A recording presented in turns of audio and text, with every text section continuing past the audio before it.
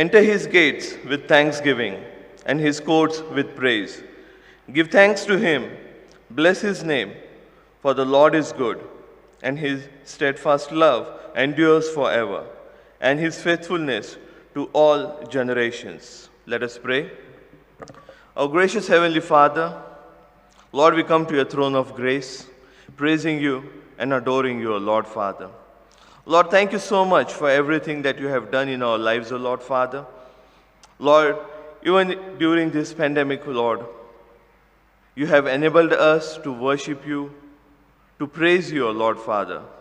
You have enabled us to conduct the worship, O Lord, in the churches. Though it is online, Lord Father, but Father, you have given us this opportunity to come to your throne of grace, O Lord Father.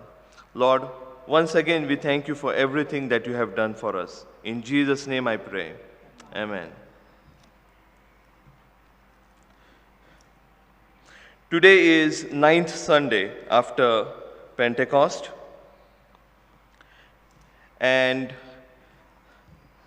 today we have 3 deacons with us who will be joining us in this morning service.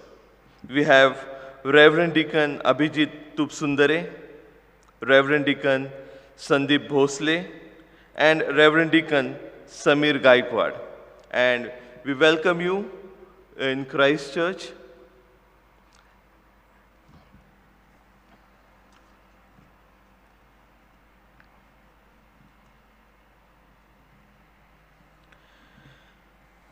The grace of our Lord Jesus Christ and the love of God and the fellowship of the Holy Spirit be with you all. And also with you.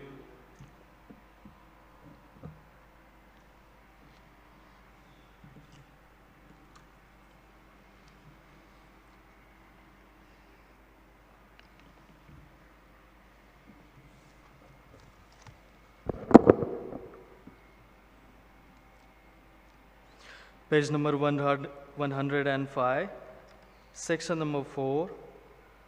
Almighty God, to whom all hearts are open, all desires known, and from whom no secrets are hid, cleanse the thoughts of our hearts by the inspiration of your Holy Spirit, that we may perfectly love you and worthily magnify your holy name.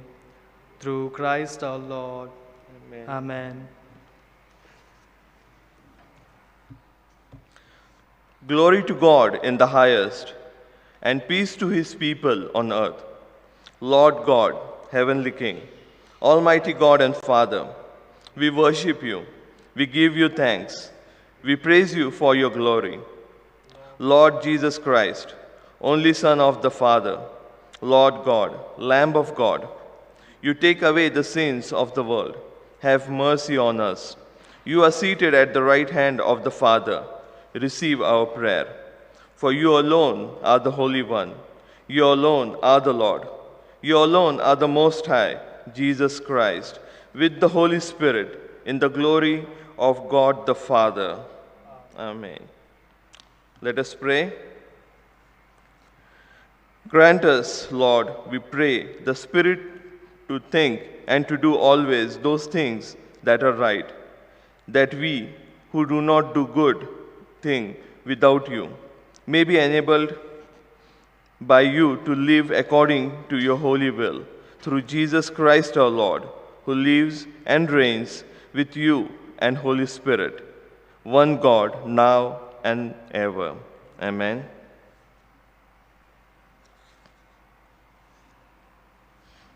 Now we will have our first scripture reading from Jeremiah chapter 26, verses 10 to 15.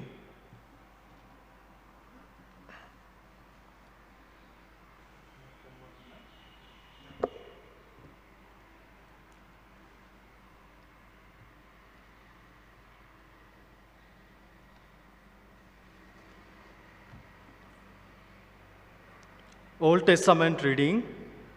First reading is taken from Book of Jeremiah, chapter 26, verses 10 to 15. Book of Jeremiah, chapter 26, verses 10 to 15. When the princes of Judah heard these things, they came up from the king's house to the house of the Lord and sat down in the entry of the new gate of the Lord's house. And the priests and the prophets spoke to the princes and all the people, saying, "This man deserves to die, for he has prophesied against this city, as you have heard with your ears." Then Jeremiah spoke to all the princes and all the people, saying, "The Lord sent me to prophesy against this house and against this city with all the words that you have heard. Now therefore amend your ways and your doings, and obey the voice of the Lord your God. Then the Lord will relent concerning the doom that he has pronounced against you. As for me, here I am in your hand. Do with me as seems good and proper to you. But know for certain that if you put me to death, you will surely bring innocent blood on yourselves, on this city, and on its inhabitants, for truly the Lord has sent me to you to speak all these words in your hearing." This is the word of the Lord. Thanks be to God. Now we will have psalm reading, responsive psalm reading.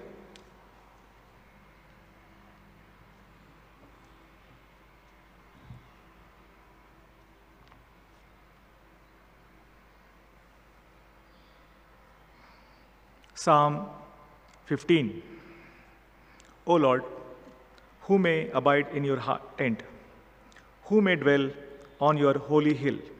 Those who walk blamelessly and do what is right and speak the truth from their heart, who do not slander with their tongue and do no evil to their friends, nor take up a reproach against their neighbors, in whose eyes the wicked are despised, but who honor those who fear the Lord, who stand by their oath even to their hurt, who do not lend money at interest and do not take a bribe against the innocent. Those who do these things shall never be moved. This is the word of God. As it was in the beginning, is now, and ever shall be.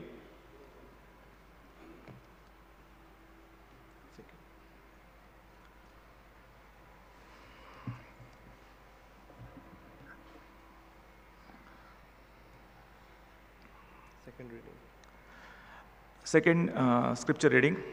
This is from the New Testament, book of Acts, chapter 11, verse 27 to chapter 12, verse 5.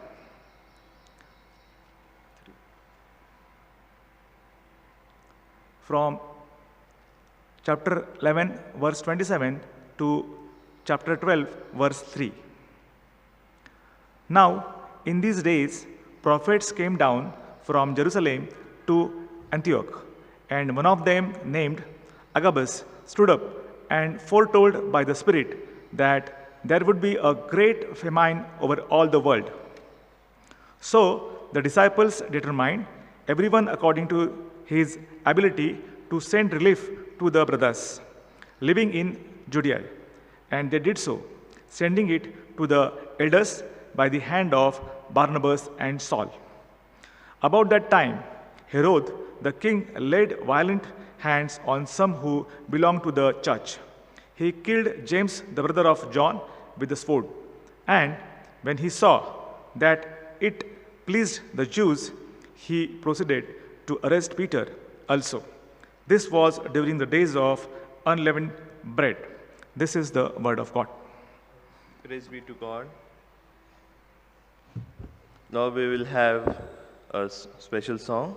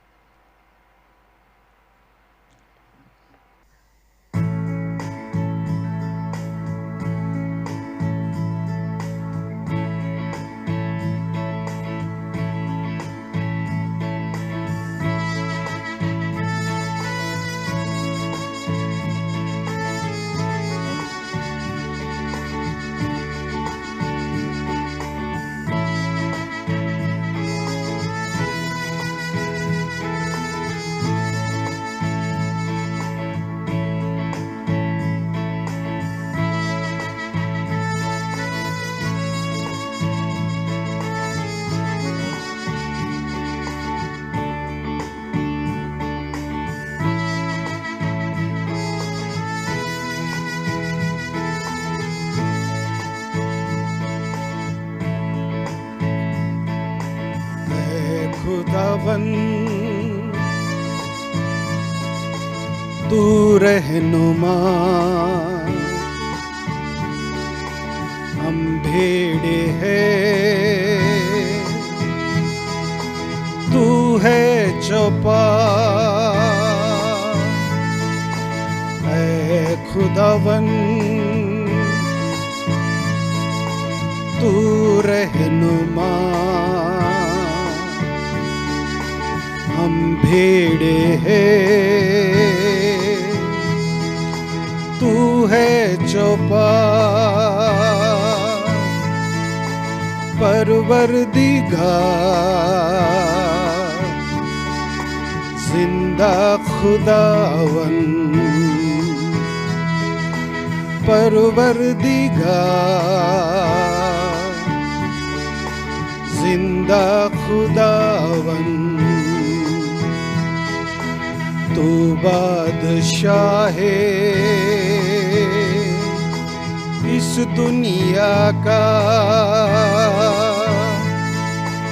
है खुदावन तू रहनुमा, हम भेड़े हैं, तू है चौपा।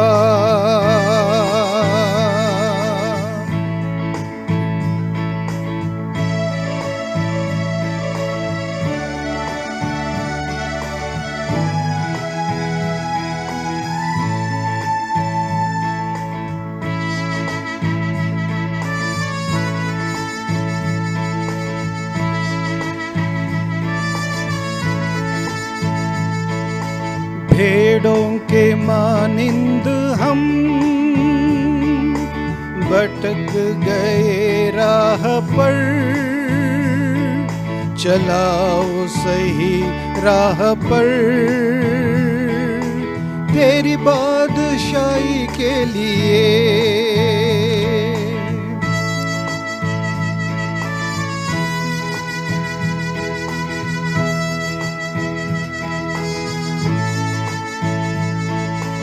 भेड़ों के मानिंद हम भटक गए राह पर,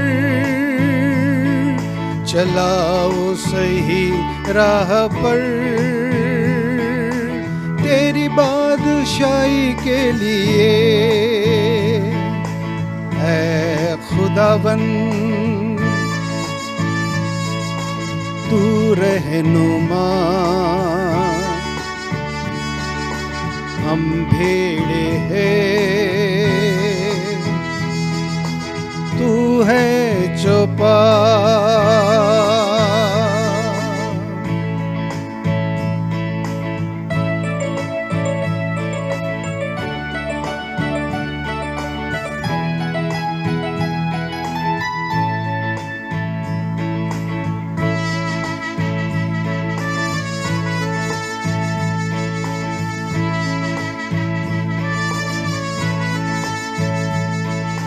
शुक्रिया की पेशकशी तेरे दर पे ले आए हैं हम,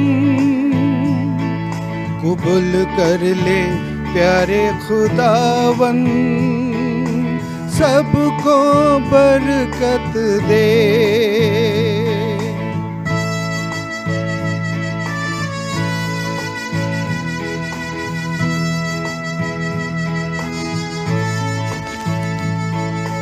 शुक्रिया की पेशकशी तेरे दर पे ले आए हैं हम,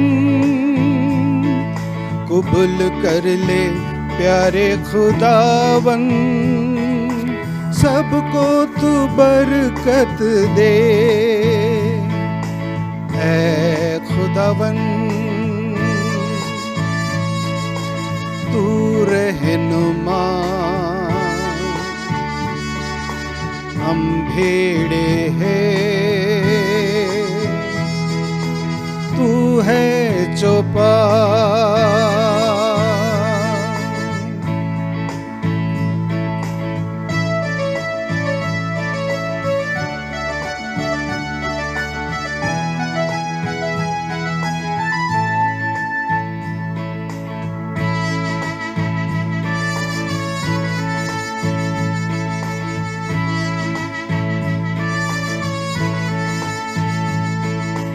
तू है बरकत का चश्मा,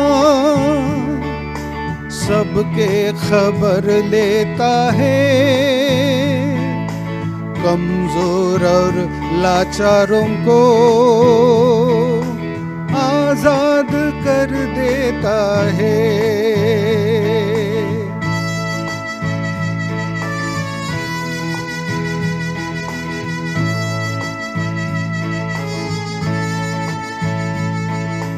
तू है बरकत का चश्मा, सबके खबर लेता है, कमजोर और लाचारों को आजाद कर देता है। ऐ खुदावन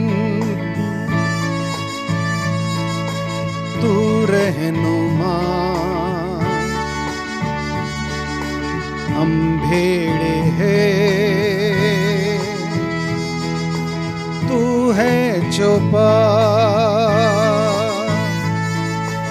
परवरदिगार जिंदा खुदावन, परवरदिगार जिंदा खुदावन, बादशाह है इस दुनिया का। ऐ खुदावन तू रहनुमा, हम भेड़े हैं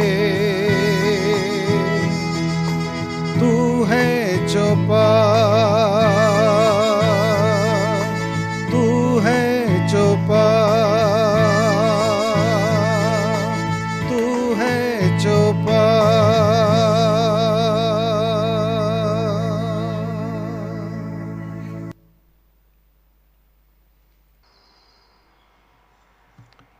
Shall we all rise for the gospel? Lord be with you all. Today's gospel is taken from Gospel according to Mark, chapter 10, starting from verse 35. Gospel according to St. Mark, chapter 10, starting from verse 35. माकृत शुभवर्तमान याचा 10वा अध्याय आणि 35व्या वचनापासून प्रारंभ होतो. Glory to you, Christ Jesus. And James and John, the son of Zebedee, came up to him and said to him, Teacher, we want you to do this for us, whatever we ask you of. And he said to them, What do you want me to do for you? And they said to him, "Grant us to sit one at your right hand and one at your left hand in your glory." Jesus said to them, "You do not know what you are asking.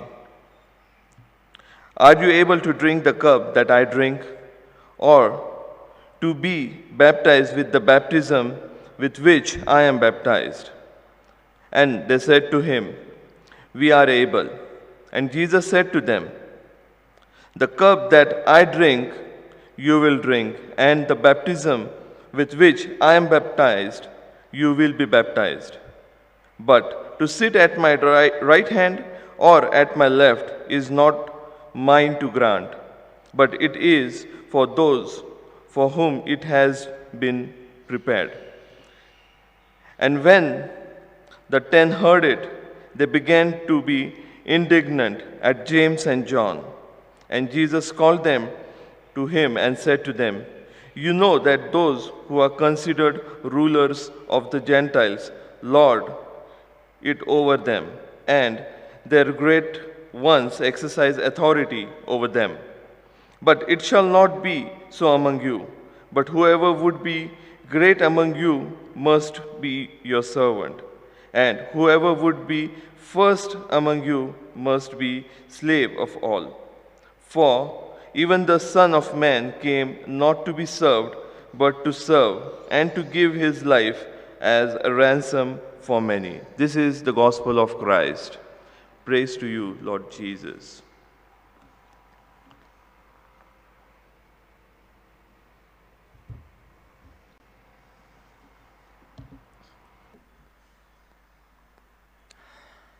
परमेश्वराच्या नावाला आपण धन्यवाद देऊयात. आजचा असा सुंदर दिवस परमेश्वराने आपल्या प्रत्येकाच्या जीवनामध्ये जोडलेला आहे आणि आज त्याच्या उपासनेमध्ये आपल्या प्रत्येकाला त्यानं एकत्र केलेलं आहे. प्रियानो, आपण पाहतो की बाहेर संपूर्ण जगामध्ये खूप भयंकर परिस्थिती माजलेली आहे आणि कोविड-19 सारख्या आजारानं अनेक लोक हे जग सोडून गेलेले आहेत. परंतु परमेश्वराची कृपा तुमच्यावर आणि माझ्यावर झालेली आहे आणि म्हणून आज आपण त्या जिवंत देवाची आराधना, उपकार, स्तुती आणि उपासना करू शकत आहोत. त्याबद्दल आपण परमेश्वराला निश्चितार्थानं धन्यवाद हे दिलेच पाहिजेत. आजच्या या उपासनेमध्ये मी परमेश्वराचे मनापासून आभार मानतो की त्यानं त्याचं वचन गाजवण्याची आणि त्याच्या वचनांची सेवा करण्याची अमोल अशी संधी मला दिली.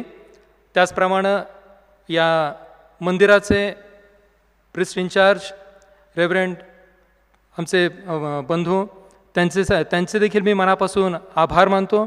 आणि आज माझ्याबरोबर जे आहेत रेव्हरंड डिकन संदीप भोसले आणि अभिजित तुपसुंदरे यांचे देखील मी मनापासून आभार मानतो. प्रियानो, आपण वचनाकडं वळत आहोत आणि त्यापूर्वी आपण प्रार्थना करू. सर्वसमर्थ ईश्वरा, तुला आम्ही धन्यवाद देतो, आम्ही तुझा आभार मानतो. दयाघना देव बापा, आजची ही वेळ दिलीस आणि तुझ्या वचनातून बोलण्याची आणि परमेश्वरा बापा तुझं वचन गाजवण्याची संधी दिलीस, याबद्दल तुझे आभार मानतो. पित्या परमेश्वरा बापा, प्रार्थना आणि विनंती करतो, माझा केवळ माध्यम म्हणून उपयोग करून घे आणि परमेश्वरा बापा माझी वाणी असू दे आणि शब्द तुझे असू देत, अशी प्रार्थना आणि विनंती आहे.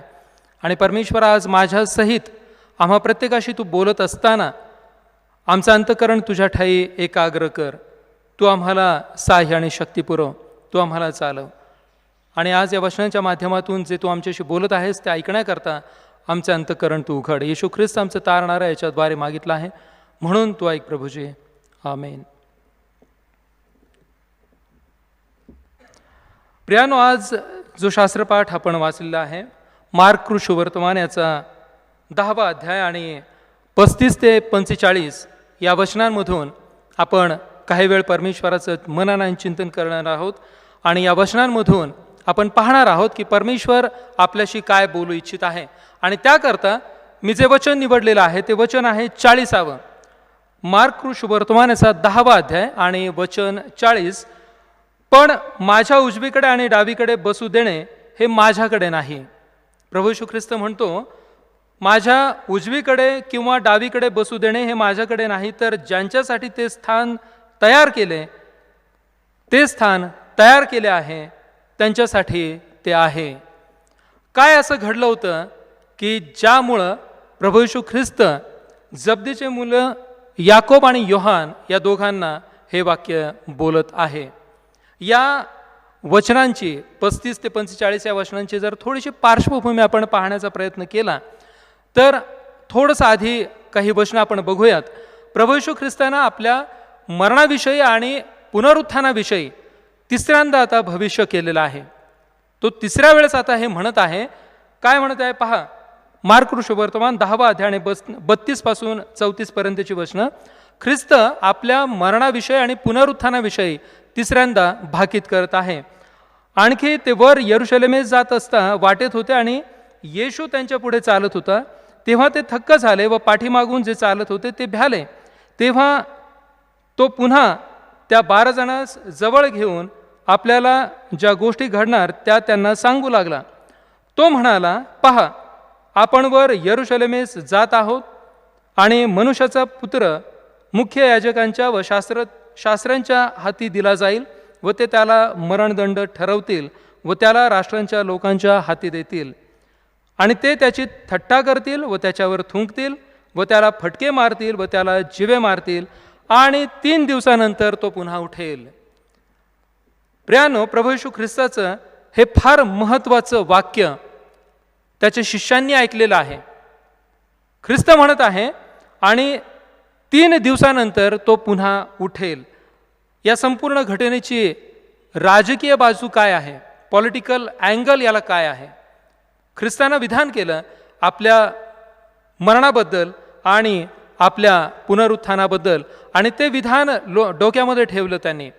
आणि ती बाजू समजावून घेत असताना, राजकीय बाजू आपण समजावून घेत असताना यहुदी समाजाचा जर विचार केला तर यहुदी समाज हा मागील 700-750 वर्षांपासून एका अशा मसीहाची वाट पाहत होता की जो मसीहा रोमी शासनापासून या यहुदी समाजाला सोडवणार होता. हा यहुदी समाज रोमी शासनाला कंटाळला होता, जाचाला त्यांच्या कंटाळलेला होता आणि त्या अशा मसीहाची वाट पाहत होते की जो मसीहा या रोमी शासनापासून त्यांची सुटका करणार होता. आणि पिढ्या दर पिढ्या अशा मसीहाची हे लोक वाट पाहत होते. आणि प्रभू येशू ख्रिस्त जेव्हा पृथ्वी तलावर आला आणि त्यानं लोकांमध्ये राहून कार्य केलेलं आहे, त्यानं अनेक चमत्कार केलेले आहेत. लाजरासारख्या व्यक्तीला त्यानं 4थ्या दिवशी मेलेल्यातून उठवलेलं आहे आणि लोकांचा ओढा प्रभू येशू ख्रिस्ताकडे असायचा. आणि लोकांमध्ये आता ही धारणा व्हायला लागली होती की आम्ही अनेक वर्षांपासून ज्याची वाट पाहत आहोत तो हा आहे, तो हाच मसीहा आहे की जो आम्हाला रोमी शासनापासून मुक्त करणार आहे. आणि आता प्रभू येशू ख्रिस्त जेव्हा आपल्याबद्दल सांगत आहे आणि ख्रिस्तानं त्याचं हे भविष्य वर्तवलेलं आहे आणि भविष्य वर्तवल्यानंतर मग आता याकोब आणि योहान जे ते शिष्य आहेत, जब्दीचे मुलं, त्यांना देखील ही खात्री पटलेली आहे की हाच तो मसीहा आहे की जो आम्हाला रोमी शासनापासून निश्चितार्थानं सोडवणार आहे. प्रियानो, यहुदा आपल्या प्रत्येकाला माहीत आहे, यहुदा इस्करियोत. हा यहुदा देखील या गोष्टीपासून अलिप्त नव्हता किंवा त्याला अपवाद नव्हता. तो देखील प्रभू येशू ख्रिस्ताचा, त्यानं देखील प्रभू येशू ख्रिस्ताचं शिष्यत्व याच कारणासाठी पत्करलेलं होतं की ख्रिस्त हा आम्हाला सोडवणार आहे. यहुदी लोकांची मसीहाबद्दलची कल्पना किंवा त्यांची कन्सेप्ट अशी होती की कोणीतरी हातात तलवार घेऊन आम्हाला या शासनापासून मुक्त करेल. परंतु प्रभू येशू ख्रिस्त आपल्याला माहिती आहे तो तलवार चालवण्याकरता नाही, तर तो देवाचं राज्य प्रस्थापित करण्याकरता या जगामध्ये आलेला होता. आणि मग याकोब आणि योहान प्रभू येशू ख्रिस्ताकडं मागणी करत आहेत आणि 35व्या वचनामध्ये आपल्याला पाहायला मिळतं. ते काय मागतात पहा. तेव्हा जब्दीचे मुलगे याकोब व योहान त्याच्याजवळ येऊन म्हणाले, हे गुरु, जे काही आम्ही तुझ्यापाशी मागू ते तू आमच्यासाठी करावे अशी आमची इच्छा आहे. त्यांनी त्यांची इच्छा प्रगट केलेली आहे. या दोन्ही भावांनी हे गुरु, तू आमच्यासाठी अमुक अमुक करावा अशी आमची इच्छा आहे. आणि मग काय करायला पाहिजे, तर ती इच्छा देखील ते त्याच्यासमोर प्रगट करत आहेत. ख्रिस्त त्यांना विचारतो की मी तुमच्यासाठी काय करावं म्हणून तुमची इच्छा आहे. आणि मग ते त्याला म्हणतात की तुझ्या गौरवात एकाने तुझ्या उजवीकडे व एकाने तुझ्या डावीकडे बसावे असे आम्हाला दे. ही त्यांनी त्यांची इच्छा त्या ठिकाणी प्रगट केलेली आहे. प्रियानो, ही इच्छा प्रगट करत असताना यांच्या मनामध्ये काय होतं? एक तर मत्ते कृष्णवर्तमानामध्ये आपल्याला पाहायला मिळतं, 7वा अध्याय आणि 7वं वचन, प्रभू येशू ख्रिस्तानं सांगितलेलं आहे की मागा म्हणजे मिळेल. परंतु मागणं म्हणजे कोणत्या गोष्टी मागणं? भौतिक गोष्टी मागणं नाही. आणि या दोन्ही भावांचं मागणं हे भौतिक दृष्टिकोनातून होतं. ख्रिस्ताचे ते वाक्य त्यांनी लक्षात ठेवलेले आहेत, त्यांनी ते ऐकले असतील आणि त्या दृष्टिकोनातून ते मागत आहेत की हे गुरु, जेव्हा तू वैभवानं परत येशील किंवा तुझं राज्य स्थापन करशील, तेव्हा आमच्यापैकी एकाला तू तुझ्या उजवीकडे आणि एकाला तुझ्या डावीकडे बसण्याचा मान दे किंवा तो सन्मान दे. याचं दुसरं एक कारण असं आहे की राजाच्या उजवीकडे बसणं किंवा डावीकडे बसणं हा एक मोठा सन्मान समजला जाईल. पहिलं राजे याचा 2रा अध्याय आणि 19वं वचन जर आपण वाचलं तर त्या ठिकाणी आपल्याला ही गोष्ट लक्षात येईल. त्या राष्ट्राचा जो कोणी राजा असेल त्या राजाच्या उजवीकडे बसणं हा पहिला सन्मान किंवा पहिल्या दर्जाचा मान समजला जाईल. आणि डावीकडे बसणं हा 2ऱ्या क्रमांकाचा किंवा 2ऱ्या दर्जाचा मान असा समजला जात असे. आणि ती गोष्ट लक्षामध्ये ठेवून या दोन्ही भावांनी प्रभू येशू ख्रिस्ताकडं त्याचं राज्य ज्यावेळेस स्थापन होईल त्या दृष्टिकोनातून त्यांनी ती मागणी केलेली आहे की आमच्यापैकी एकाला तुझ्या उजवीकडे आणि एकाला तुझ्या डावीकडे बसण्याकरता तू आम्हाला तशी तजवीज कर किंवा आम्हाला तसं बसता येऊ दे आणि तो सन्मान आम्हाला मिळू दे. ही मागणी प्रभू येशू ख्रिस्ताकडे या दोन्ही भावांनी केलेली आहे, या दोन्ही त्याच्या शिष्यांनी केलेली आहे. प्रियानो, आणि मग आम्ही जेव्हा पुढं वाचतो, जेव्हा या तिघांमध्ये संवाद होत आहे, कन्व्हर्सेशन होत आहे, तेव्हा आपल्याला काय पाहायला मिळतं, काय ऐकायला मिळतं? पहा, परंतु येशूने त्यांना म्हटले, तुम्ही काय मागता हे तुम्हाला कळत नाही. मी जो प्याला पितो तो तुमच्याने पिववेल काय? प्रभू येशू ख्रिस्ताचा पहिला प्रश्न. जो प्याला मी पिणार आहे तो तुमच्याच्याने पिववेल काय? तो तुम्ही पिऊ शकणार आहात काय? आणि पुढं तो म्हणतो की ज्या बाप्तिस्म्याने माझा बाप्तिस्मा होतो तो बाप्तिस्मा तुमच्याच्याने घेववेल काय? जो बाप्तिस्मा माझा होणार आहे तो बाप्तिस्मा तुम्ही घेऊ शकणार आहात का? आणि हे दोन्ही प्रश्न जेव्हा या दोन्ही भावांनी ऐकले तेव्हा मात्र त्यांनी कुठल्याही प्रकारचा विचार केला नाही आणि तात्काळ उत्तर दिलं की होय, आम्ही तो प्याला पिऊ, आम्ही तो बाप्तिस्मा घेऊ. ते म्हणत आहेत की आम्ही आमच्याने तसे करवेल. दोघांनी कुठल्याही प्रकारचा वेळ वाया न घालवता ते उत्तर दिलेलं आहे, आमच्याच्याने तसे करवेल. विचार केला नाही की प्रभू येशू ख्रिस्त हा कोणत्या दृष्टिकोनातून कुठल्या प्रकारचा प्याला तो सांगत आहे किंवा कुठल्या प्रकारचा बाप्तिस्मा तो सांगत आहे. परंतु हे ऐकल्याबरोबर या दोघांनी उत्तर दिलेलं आहे की होय, आमच्याच्यानं ते करवेल. प्रियानो, प्रभू येशू ख्रिस्त कोणत्या प्रकारच्या प्याल्याबद्दल आणि कोणत्या प्रकारच्या बाप्तिस्म्याबद्दल त्यांच्याशी बोलत आहे? या दोघांनाही कदाचित भौतिक दृष्टिकोनातून त्यांनी विचार केला आणि म्हणून तसं उत्तर दिलं. परंतु प्रभू येशू ख्रिस्त हा दुःखानं भरलेला प्याला, विश्वासघाताचा प्याला आणि येणाऱ्या एकटेपणाचा प्याला पिणार होता. प्रभू येशू ख्रिस्त त्यांना म्हणत आहे की ह्या प्रकारचा प्याला तुमच्याच्यानं पिववेल काय? प्रभू येशू ख्रिस्त कोणत्या प्रकारचा बाप्तिस्मा घेणार होता? प्रभू येशू ख्रिस्त दुःख भोगाचा बाप्तिस्मा घेणार होता.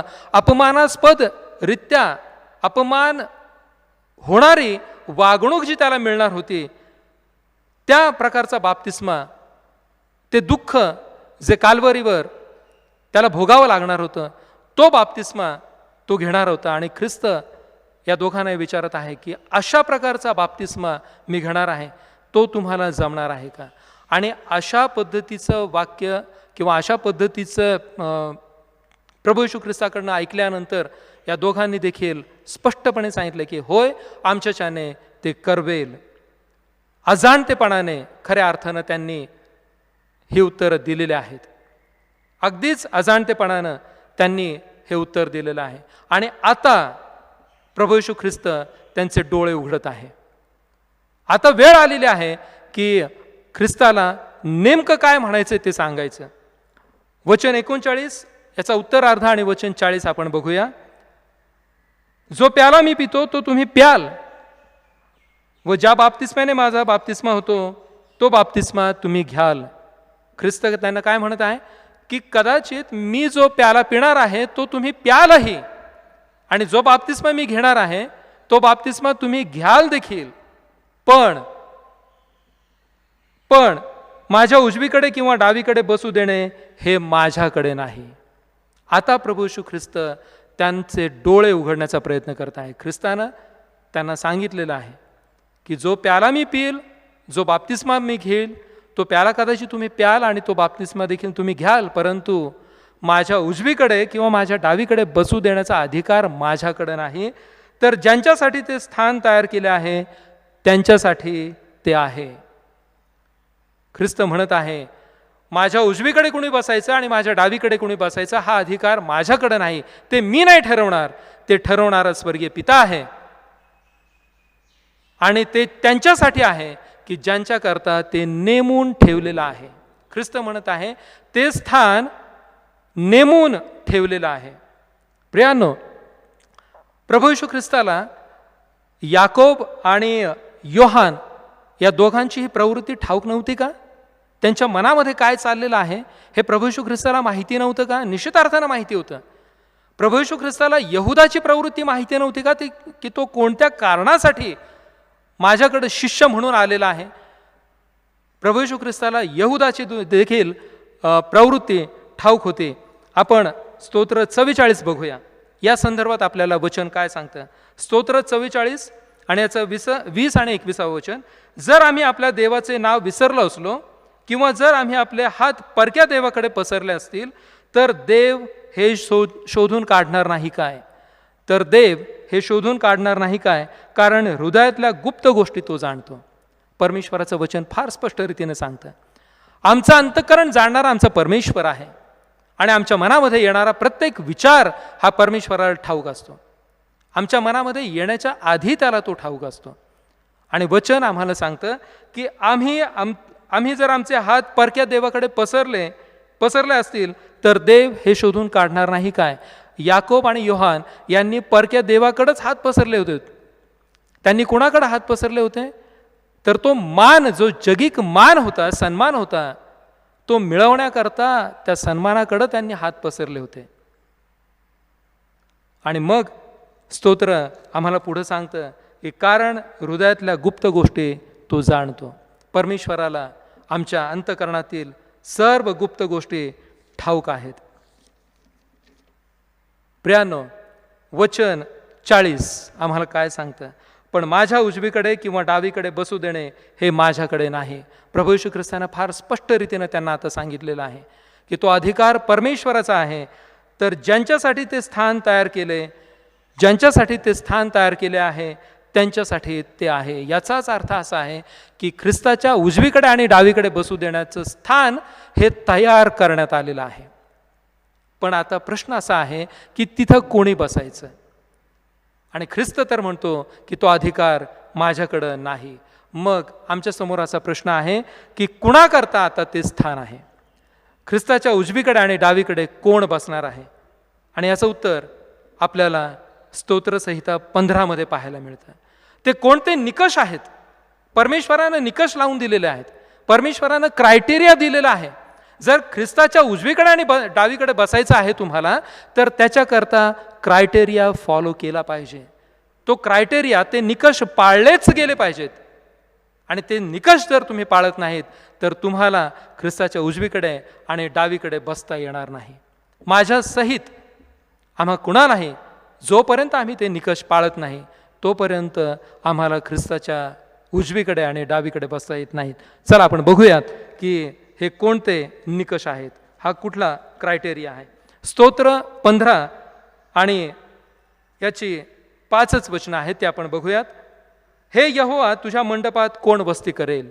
स्तोत्रकर्ता म्हणतो, परमेश्वरा, तुझ्या मंडपामध्ये कोण वस्ती करेल? तुझ्या पवित्र डोंगरावर कोण राहील? तुझ्या पवित्र डोंगरावर कोण राहील? क्रायटेरिया पहा आता पुढं काय लिहिलेलं आहे. जो सरळपणाने चालतो आणि न्यायी पण आचरतो आणि आपल्या हृदयात सत्य बोलतो, जो आपल्या जिभेने चुगली करत नाही किंवा आपल्या मित्राचे वाईट करत नाही किंवा आपल्या शेजाऱ्याची निंदा करत नाही, ज्याच्या दृष्टीने देवाने नाकारलेला माणूस तुच्छ आहे, परंतु जो यहोवाचे भय धरणाऱ्यांचा सन्मान करतो, जो शपथ घेऊन ती आपल्या अहितास कारण झाली तरी पाळतत नाही, जो आपला पैसा वाढीदिडीला लावित नाही किंवा निर्दोषाविरुद्ध व्हायला लाच घेत नाही, तो. आपण मोजले का हे निकष किती आहेत? किती प्रकारचे क्रायटेरिया आहेत? एकूण 10 गोष्टी याच्यामध्ये सांगितलेल्या आहेत. स्तोत्र 15 मध्ये 10 गोष्टी यामध्ये उद्धृत केलेल्या आहेत. जो कोणी अशा पद्धतीने वागतो तो, आणि मग पुढं वचन सांगतं, जो या गोष्टी करतो तो कधीही ढळणार नाही. प्रभू येशू ख्रिस्त म्हणतो, माझ्या उजवीकडे आणि डावीकडे बसवण्याचा अधिकार माझ्याकडे नाही, तो पित्याकडे आहे. परंतु ते स्थान ज्यांच्यासाठी तयार केलेलं आहे ते त्यांच्यासाठीच आहे. ते तयार केलेलं स्थान आहे, परंतु ते कुणाला मिळणार आहे त्याचं उत्तर आम्हाला स्तोत्र 15 मध्ये पाहायला मिळतं. आम्ही सरळपणाने चालतो का? हे 10 प्रश्न आम्हाला आज विचारायचे आहेत. स्वतःला अंतर्मुख होऊन आम्हाला हे प्रश्न स्वतःला विचारायचे आहेत. आम्हाला इतरांकडे बोट दाखवायचं नाही. जेव्हा आम्ही इतरांकडे एक बोट करतो तेव्हा 4 बोटं आमच्याकडे असतात. आणि म्हणून आम्ही अनेक वेळा स्वर्गीय राज्याचा आणि नागरिकत्वाचा दाखला देतो. आमचं नागरिकत्व तर स्वर्गीय आहे हे आम्ही खूप अभिमानाने सांगतो, परंतु त्या स्वर्गीय नागरिकत्वासाठी आमच्यासाठी क्रायटेरिया आहे. तिथं जर जायचं आहे, ख्रिस्ताच्या उजवीकडे आणि डावीकडे जर बसायचं आहे, तर तो क्रायटेरिया पाळणं आम्हाला गरजेचं आहे. आम्ही सरळपणे वागतो का? मी सरळपणे वागतो का? हा मला स्वतःला प्रश्न विचारायचा आहे. मी न्यायी पण आचरणात आणतो का? मी न्यायी आहे का? मी न्यायानं प्रत्येकाकडे पाहतो का? आता न्यायानं म्हणजे कसं की प्रत्येकाचं न्याय करणं हा त्याचा अर्थ नाही, परंतु इक्वॅलिटीची भावना, समानतेची भावना आमच्यामध्ये आहे का, हा इथं अर्थ अभिप्रेत आहे. आपल्या हृदयामध्ये सत्य बोलतो. आम्ही अंतःकरणापासून खरं बोलतो का? समोरच्याशी बोलत असताना आमच्या ओठात एक आणि मनात एक अशा गोष्टी असतात का? हा प्रश्न आपल्या प्रत्येकाला आपण विचारायचा आहे. जिभेनं आम्ही चुगली करतो का? मी कुणाची चुगली करतो का? हा प्रश्न आपण आपल्या स्वतःला विचारायचा आहे. आम्ही मित्राचं वाईट करतो का? मी कधी कुठल्या मित्राचं वाईट केलेलं आहे का? त्याच्या नकळत काहीतरी त्याचं नुकसान केलेलं आहे का? हा प्रश्न आपल्या प्रत्येकाला स्वतःला विचारायचा आहे. शेजाराची निंदा मी करतो का? आम्ही अनेक वेळा अनेकांची निंदा करतो. आपण आठवून बघूयात, आम्ही निंदा करणारे आहोत का? यहोवाचे भय धरणाऱ्यांचा सन्मान करतो का? परमेश्वराचं भय जे धरतात, परमेश्वराची सेवा जे करतात, त्यांचा सन्मान आम्ही करतो का? की उगीच दिखाऊपणानं आम्ही त्यांच्यासमोर स्वतःला प्रेझेंट करतो आणि उगीच दिखाऊपणानं आम्ही त्यांच्याशी गोडपणाने बोलतो? हा प्रश्न आम्हाला स्वतःला विचारायचा आहे. शपथ घेऊन ती आपल्या अहितास झाली तरी ती पाळतत नाही. आम्ही तसे आहोत का? आम्ही अनेक वेळा कमिटमेंट करतो. आम्ही लोकांना कमिटमेंट करतो, आम्ही आमच्या नातेवाईकांना कमिटमेंट करतो, आम्ही देवाला देखील कमिटमेंट करतो, परमेश्वराला देखील आम्ही नवस बोलतो.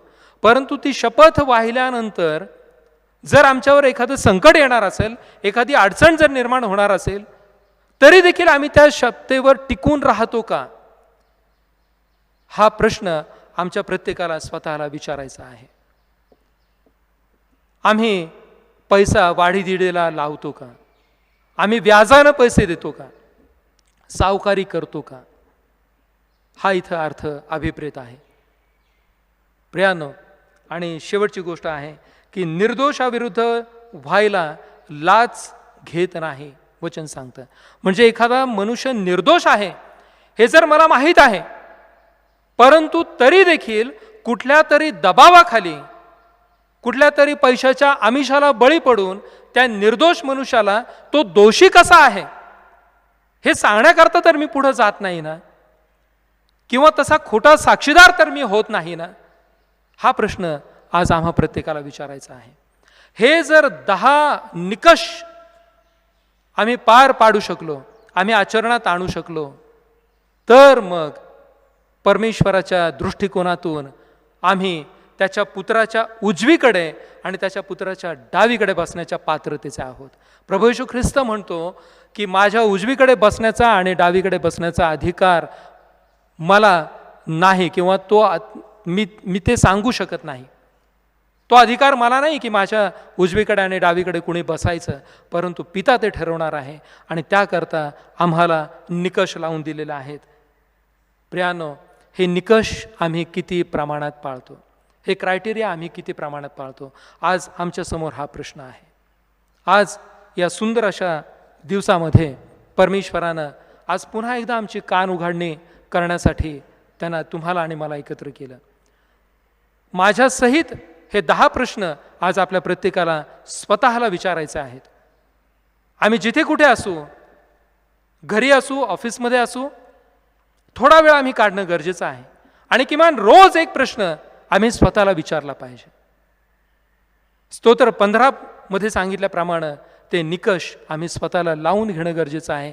जर आम्हाला प्रभू येशू ख्रिस्ताच्या उजवीकडे आणि डावीकडे बसण्याचा सन्मान मिळवायचा आहे, तर आम्ही जगामध्ये अनेक सन्मान मिळवतो, आम्ही अनेक पुरस्कार मिळवतो, अनेक मोठमोठ्या पदांच्या जागा मिळवतो आम्ही, किंवा त्या आम्हाला मिळतात.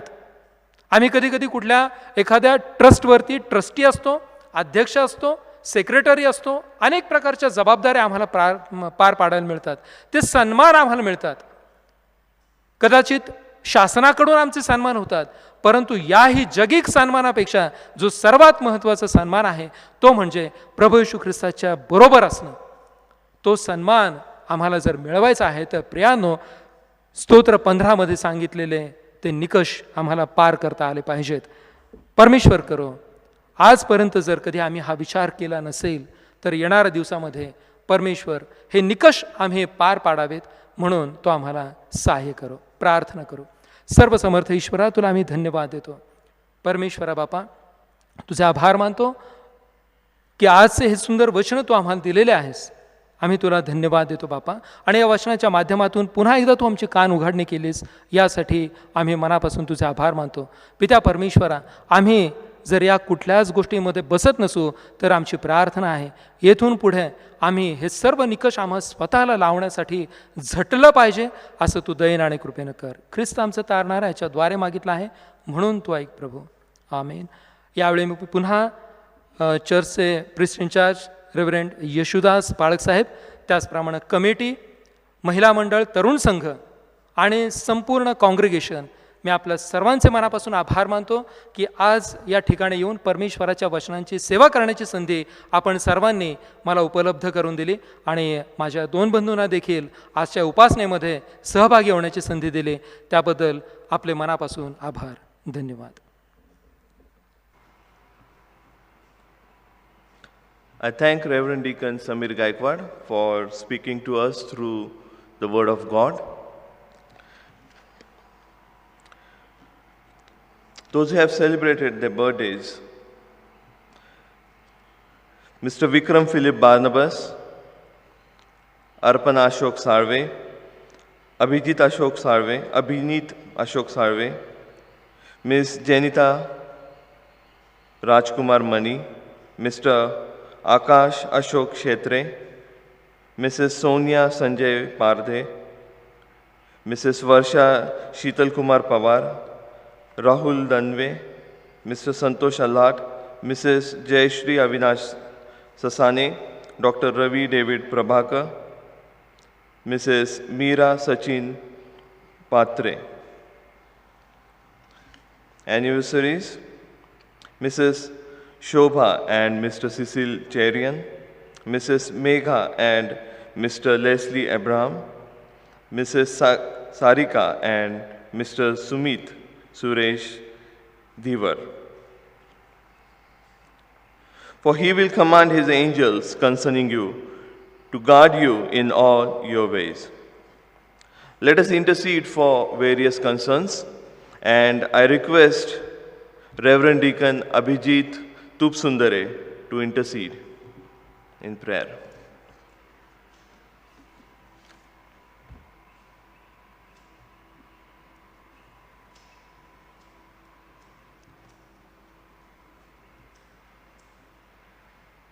Let us intercede. सर्वसमर्थ, सर्वज्ञानी, सर्वव्यापी आमच्या महान थोर परमेश्वर देवबापा, या समयी आम्ही तुझ्या समोर, तुझ्या पवित्र वेदीसमोर येत असताना देवबापा, स्वर्गातून आमची हाक तू ऐक अशी आम्ही तुला नम्रतेची विनंती करतो. आमच्या प्रेमळ पित्या, या समयी आमची प्रार्थना आहे, या मंडळीच्या तुझ्या सेवकासाठी, तुझ्या दासासाठी, या मंडळीचे प्रिस्ट इन्चार्ज सन्माननीय रेव्हरंड येशुदास पंडित पाळक साहेब आणि देवबापा त्यांच्यासोबत काम करणारी सर्व पास्टोरेट कमिटी, महिला मंडळ, तरुण संघ, या सर्वांसाठी आमची प्रार्थना आहे. देवबापा, या मंडळीचं पुढारपण करीत असताना तू त्यांना सहाय्य करावंस आणि ही मंडळी आध्यात्मिक दिशेने पुढे नेत असताना देवबापा, पवित्र आत्म्याचं मार्गदर्शन तू त्यांना करावंस अशी आमची विशेष विनंती तुला आहे. फिरून एक वार देवबापा, आज ज्यांचे वाढदिवस आहेत आणि आज ज्यांच्या लग्नाचे वाढदिवस आहेत अशांसाठी सुद्धा आमची प्रार्थना आहे. देवबापा, त्यांचा आनंद तू द्विगुणित करावास आणि त्यांच्या जीवनात असे अनेक वाढदिवस, लग्नाचे वाढदिवस तू दाखवावेस म्हणून आमची विशेष प्रार्थना आहे. आमच्या स्वर्गातल्या पित्या, आमची प्रार्थना आहे, जे दुःख भोगीत आहेत आणि जे कष्ट सहन करीत आहेत, आजारी आहेत, अश्रू ढाळत आहेत, अशा प्रत्येक तुझ्या लेकरांसाठी आमची प्रार्थना आहे. देवबापा, ते ज्या ठिकाणी आहेत, ज्या परिस्थितीत आहेत, त्यांना तू स्पर्श करावास, त्यांना तू बरं करावंस, त्यांना तू सांत्वन द्यावंस म्हणून आमची विशेष प्रार्थना आहे. आज आमची प्रार्थना आहे आमच्या देशासाठी, आमच्या महाराष्ट्र राज्यासाठी आणि आमच्या अहमदनगर जिल्ह्यासाठी आमची प्रार्थना आहे. आमच्या पित्या, आमच्या देशाला, आमच्या राज्याला, आमच्या जिल्ह्याला पुढारपण करत असताना प्रत्येक अधिकाऱ्याला, प्रत्येक मंत्रीला देवबापा तू योग्य मार्गदर्शन दे. विशेष आमची प्रार्थना आहे महाराष्ट्र राज्यामध्ये ज्या ठिकाणी पूर परिस्थिती आहे त्या ठिकाणी विशेष देवबापा तू कृपा पुरवावीस आणि त्या ठिकाणी जो गोंधळ उडालेला आहे त्या लोकांना तू सावरावस, सांभाळावस आणि या पूर परिस्थितीमध्ये त्यांना तू योग्य मार्गदर्शन करावस म्हणून आमची विशेष प्रार्थना आहे. आमचा नाशिक धर्मप्रांताचे महासन्माननीय bishop right reverend Sharad Gaikwad bishop साहेब यांच्यासाठी आमची विशेष प्रार्थना आहे. आमचा धर्मप्रांत पुढे नेत असताना त्यांना तू विशेष मार्गदर्शन करावंस, पवित्र आत्म्याचं सामर्थ्य देवबापा तू त्यांना द्यावंस आणि अधिक शक्ती तू त्यांना द्यावीस आणि जेणेकरून हा धर्मप्रांत आध्यात्मिक बाजूने अधिक बळकट होईल आणि पुढे जाईल. आमच्या प्रेमळ पित्या, धर्मप्रांताची एक्झिक्युटिव्ह कमिटी, सर्व पदाधिकारी, ऑफिस बेअरर्स सर्वांसाठी आमची प्रार्थना आहे, त्यांना सुद्धा तू सहाय्य करावंस. धर्मप्रांतात कार्यरत असणारे सर्व याजकगण, सेवक वर्ग, ले लीडर्स या सर्वांसाठी आमची प्रार्थना आहे. आमच्या प्रेमळ पित्या, फिरून एक वार सर्व प्रार्थना विनंत्या आम्ही तुझ्यासमोर घेऊन आलेलो असताना त्या तू स्वीकाराव्यास, मान्य कराव्यास म्हणून तुला आम्ही विनवतो. सर्व आदर, मान, सन्मान, गौरव आम्ही तुला देत आमचा तारणारा प्रभू येशू ख्रिस्त याच्या गोड आणि मधुर नावात ही प्रार्थना केली म्हणून तू ऐक. आमेन.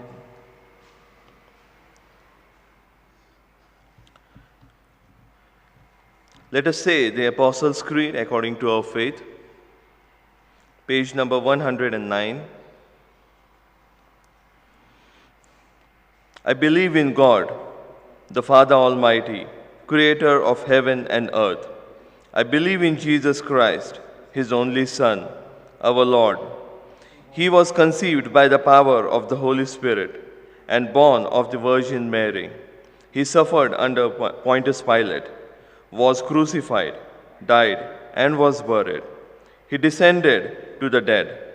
On the third day he rose again. He ascended into heaven and is seated at the right hand of the Father. He will come again to judge the living and the dead.